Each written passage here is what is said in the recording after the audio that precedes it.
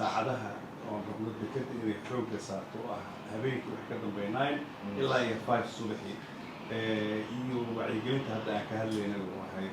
in darawallada loo sameeyo wacyigelin marka waa soo koobnay insha Allah warqadaas aday ku socotaa